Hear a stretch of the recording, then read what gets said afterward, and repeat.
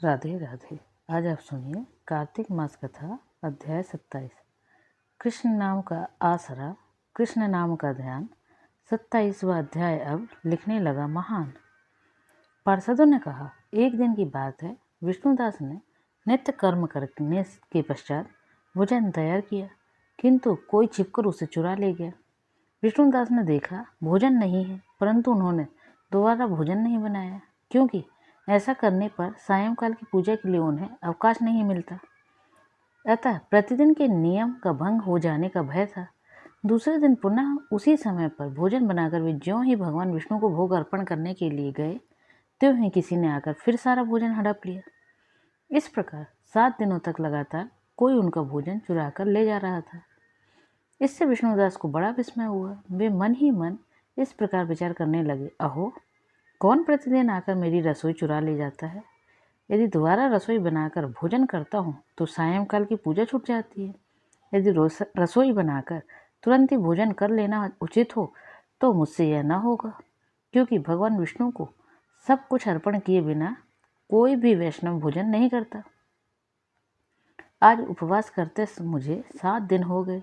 इस प्रकार मैं व्रत में अब कब तक स्थिर रह सकता हूँ? अच्छा, आज मैं रसोई की भली भांति रक्षा करूँगा। ऐसा निश्चय करके भोजन बनाने के पश्चात वे वहीं कहीं छिपकर खड़े हो गए। इतने में ही उन्हें एक चांडाल दिखाई दिया। वो रसोई का अन्न हर कर जाने के लिए तैयार खड़ा था। भूख के मारे उसका सारा शरीर दुर्बल हो गया था। मुख पर दीनता छा रही थी। शरीर में हाड़ और चाम के सिवा कुछ शेष नहीं बचा था। उसे देखकर श्रेष्ठ ब्राह्मण विष्णुदास का हृदय करुणा से भर आया। उन्होंने भोजन चुराने वाले चांडाल की ओर देखकर कहा, भैया, जरा ठहरो ठहरो, क्यों रूखा सूखा खाते हो? यह घी तो ले लो।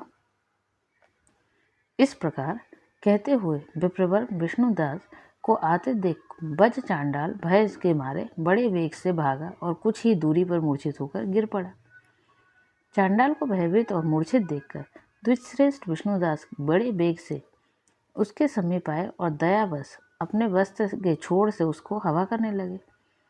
तदंतर जब वह उठकर खड़ा हुआ तब विष्णुदास ने देखा वह वहाँ चांडाल नहीं है, बल्कि साक्षात नारायण ही शंख चक्र और गदा धारण किए सामने उपस्थित हैं।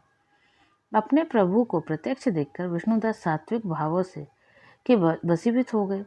वे बस स्तुति और नमस्कार करने में भी सामर्थ्य न हो सके। तब भगवान ने सात्विक व्रत का पालन करने वाले अपने भक्त विष्णुदास को छाती से लगा लिया और उन्हें अपने जैसा रूप देकर वैकुंठ धाम को ले चले। उस समय यज्ञ में दीक्षित हुए राजा चोल ने देखा विष्णुदास एक श्रेष्ठ विमान पर बैठकर भगवान विष्णु के समीप जा रहे हैं। विष्णुदास को वैकुंठ धाम में जाते देख राजा ने शीघ्र ही अपने गुरु महर्षि मृदुल को बुलाया और इस प्रकार कहना आरंभ किया, जिसके साथ स्पर्धा करके मैंने इस यज्ञ दान आदि कर्म का अनुष्ठान किया है, वह ब्राह्मण आज भगवान विष्णु का रूप धारण करके मुझसे पहले ही वैकुंठ धाम को जा रहा है। मैंने इस वैष्णव धाम में भली भांति दीक्षित होकर अग्नि में हवन किया और दान आदि के द्वारा ब्राह्मणों का मनोरथ पूर्ण किया, तथापि अभी तक भगवान विष्णु मुझ पर प्रसन्न नहीं हुए और इस विष्णुदास को केवल भक्ति के ही कारण श्री हरि ने प्रत्यक्ष दर्शन दिया है। अतः जान पड़ता है कि भगवान विष्णु केवल दान और यज्ञों से प्रसन्न नहीं होते। उन प्रभु का दर्शन कराने की में भक्ति की ही प्रधान कारण है। दोनों पार्षदों ने कहा। इस प्रकार कहकर राजा ने अपने भांजे को राज सिंहासन पर अभिषिक्त कर दिया।